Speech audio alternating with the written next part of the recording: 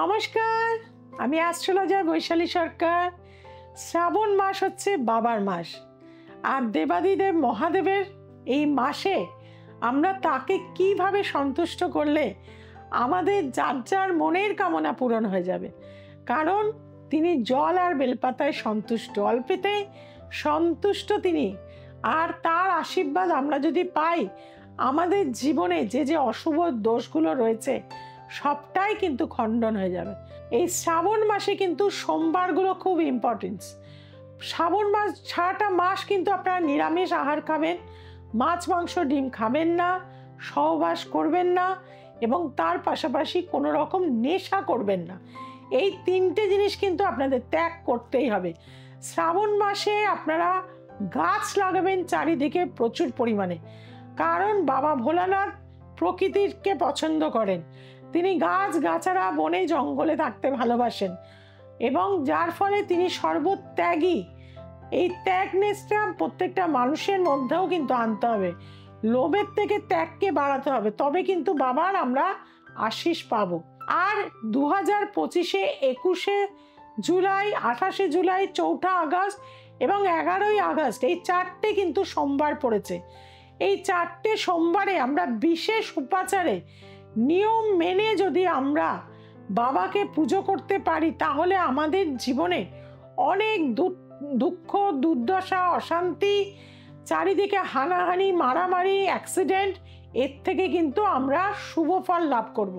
ওম ত্রয়ম্বকম যজামহে সুগন্ধিম পুষ্টিবর্ধনং উর্বারুকমিব বন্দনা মৃতর্মুক্ষীয়মামৃতাৎ।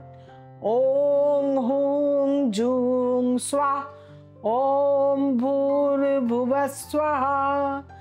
নমঃ শিবায় নমঃ, মহামৃত্যুঞ্জয় মহাদেবায় নমঃ। হর হর মহাদেব। এই মন্ত্র আপনারা প্রত্যেকে পাঠ করবেন সারাটা শ্রাবণ মাস, এবং সোমবার করে তো অবশ্যই করবেন। আর যাদের কালসর্প দোষ রয়েছে, কোনোভাবেই শান্তি পাচ্ছেন না, প্রচুর ডিগ্রি আছে, একটা চাকরি পাচ্ছেন না, বা অনেকে কালসর্প দোষের এতটা শত্রুতা, যেখানেই চাকরি করেন কাজ চলে যায়, এইভাবে কষ্টের মধ্যে রয়েছেন, অর্থ আপনার কাছে ধরা দিচ্ছে না, বাবার আশীর্বাদ নিন। আপনারা গঙ্গা মাটি এনে রাখবেন, 4 আঙুল মাপের ভগবান শিবকে তৈরি করবেন, এবং তাকে 108টা বেলপাতা, সাদা চন্দন, ডুংরু বাজিয়ে, এবং তার পাশাপাশি নন্দীকেও তার পাশে রেখে পুজো করবেন। মাকেও কিন্তু পুজো করবেন, তবে গিয়ে বাবা আপনার কিন্তু প্রার্থনা শুনবে। এবং বাবার মাথার উপরে খবরদার ধূপ জ্বালাবেন না, দূর থেকে ধূপ দেখাবেন। এবং বাবার যে আমাদের যে লিঙ্গের গঠন পাই, সেখানে কিন্তু আমরা গণেশজি, কার্তিকজি এবং তার পাশে মা এবং বাবা 4 জনকেই কিন্তু আমরা পেয়ে থাকি। এই যে আমাদের যে লিঙ্গ মানে হচ্ছে কিন্তু আমরা বলে থাকি যে একটা চিহ্ন, তার সেই চিহ্নটাকে কিন্তু আমরা প্রতিস্থাপন করে থাকি। আর বাবাকে কিন্তু আপনারা পুরোপুরি প্রদক্ষিণ করবেন না।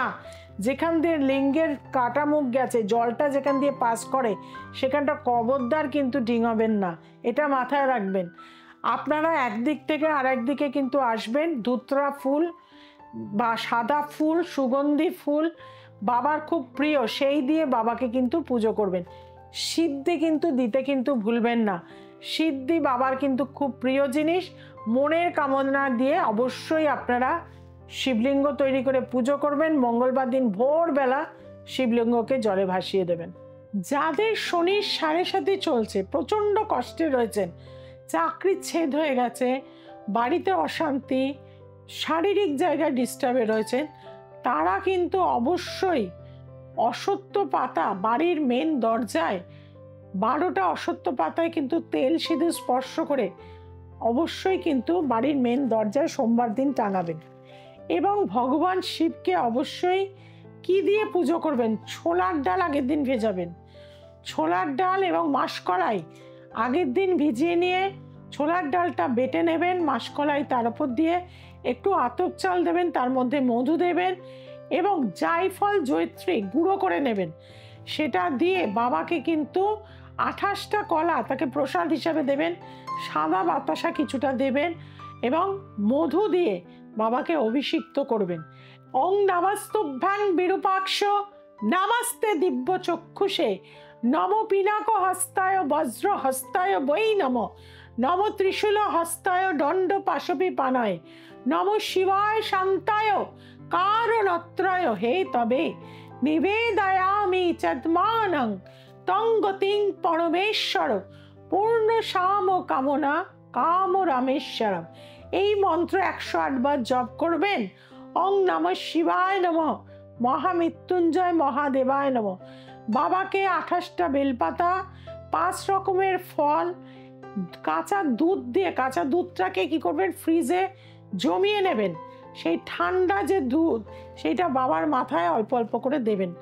দেখবেন আপনার যারা সাড়ে সাতিতে কষ্টে রয়েছেন, যন্ত্রণা রয়েছেন, বহু জায়গায় যাচ্ছেন কিন্তু সুফল লাভ করছেন না, শ্রাবণ মাসে বাবাকে এইভাবে পুজো করুন, ভীষণ উপকার পেয়ে থাকবেন। এরপরে আসবো যে যোগটি, সেটা হচ্ছে চন্দ্র শনির বীজ যোগ। লোকে আপনার সম্পর্কে কুকথা বলছে, লোকে আপনাকে হ্যাটা করছে, চারিদিক থেকে আপনি একঘরে হয়ে গেছেন, কারো ভালোবাসা পাচ্ছেন না, ডিপ্রেশন, হতাশা, অ্যাংজাইটির মধ্যে রয়েছেন। বাবাকে ধরুন, যে কোনো বড় শিবলিঙ্গে চলে যান মন্দিরে, সেখানে গিয়ে বাবাকে জড়িয়ে ধরে 2 ফোঁটা চোখের জল ফেলুন এবং তার পাশাপাশি কি করবেন না, একটু সিদ্ধি পাতা ভেজানো জল, তার মধ্যে গোটা মাসকলাই, একটু আতপ চাল আর গোলাপের আতর দিয়ে বাবাকে অভিষেক করুন। দেখবেন মনের যে দুঃখ, কষ্ট, যন্ত্রণা, সেই যন্ত্রণা আপনার দূর হয়ে যাবে। নমঃ শিবায় নমঃ মহামৃত্যুঞ্জয় মহাদেবায় নমঃ হর হর মহাদেব।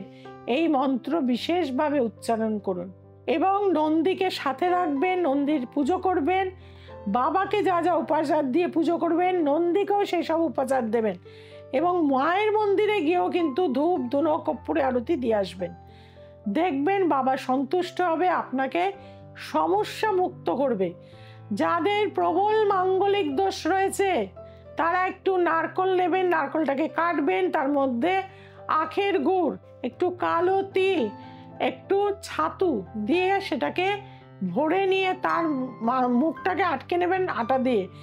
বাবাকে অবশ্যই সেটা দিয়ে আসবেন এবং 108 বার মহামৃত্যুঞ্জয় মন্ত্র করবেন। মন্দির পরিষ্কার করে দেবেন 4টে সোমবারই এবং বাবাকে সাদা ফুলের মালা, নীল অপরাজিতা ফুলের মালা দিয়ে পুজো করুন। বাবাকে একটা সাদা পইতে পরাবেন এবং তার পাশাপাশি বাবাকে জড়িয়ে ধরে 2 ফোঁটা চোখের জল দিয়ে বাবাকে কিন্তু অভিষেক করুন এবং এই 5টা ফলের দিয়ে যদি রস দিয়েও যদি অভিষেক করেন, যে কামনায় আপনারা করবেন 5টা ফলের রস দিয়ে অভিষেক 4টে সপ্তাহে, দেখবেন ভালো চাকরি পাবেন। সন্তান যাদের হচ্ছিল না তাদের সন্তান হবে। যাদের অর্থ বাড়িতে টিকছিল না, বাবার সেই যেটা আপনি অভিষেক করবেন তার জল নিয়ে গিয়ে নর্থ ইস্ট কর্নারে রাখুন, দেখবেন আপনার মনের কামনা পূরণ হবে। অর্থাৎ শ্রাবণ মাস কিন্তু ন্যাচারাল জোডিয়াকের 4র্থ মাস, চন্দ্রের ঘরকে নির্দেশ করছে, ভালোবাসা, মায়া, মমতা এবং শিক্ষার মাস, যেখান থেকে মানুষ শিক্ষা গ্রহণ করে, যেখান থেকে মানুষের সৃষ্টি হয়ে থাকে।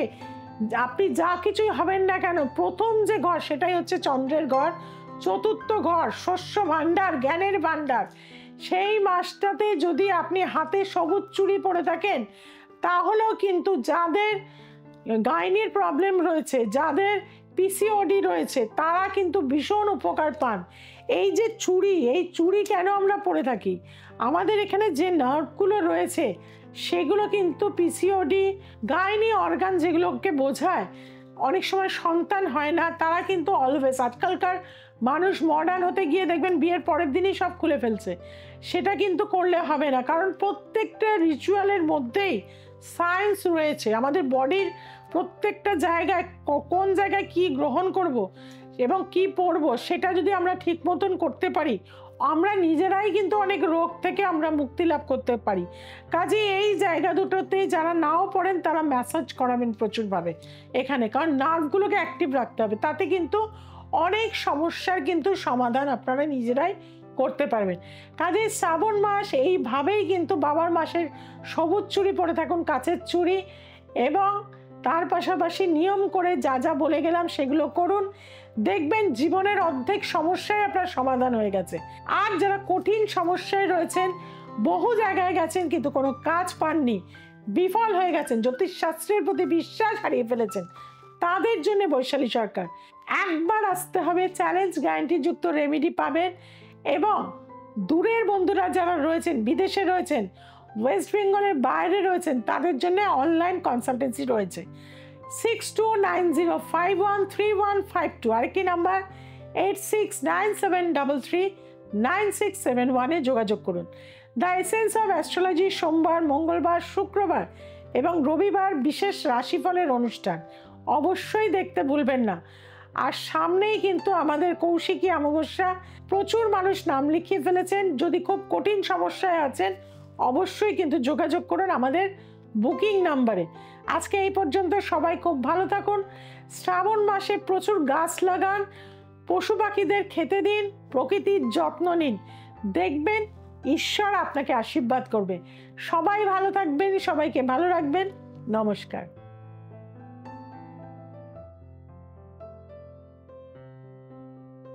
আমার নাম মাধুরী ব্যানার্জি, আমি মুর্শিদাবাদ থেকে আসছি। আমি এর আগেও দিদির কাছে এসেছিলাম, আমার কিছু প্রবলেম ছিল, তা দিদির কাছে আমি জিনিস নিয়েছি, আমি অনেকটা ভালো আছি। আর আমিও চাই যে আগামী দিনে আপনারাও আসুন, দিদির সাথে যোগাযোগ করুন, যাতে ভবিষ্যতে ভালো থাকতে পারেন। দিদির জিনিসগুলো খুবই ভালো।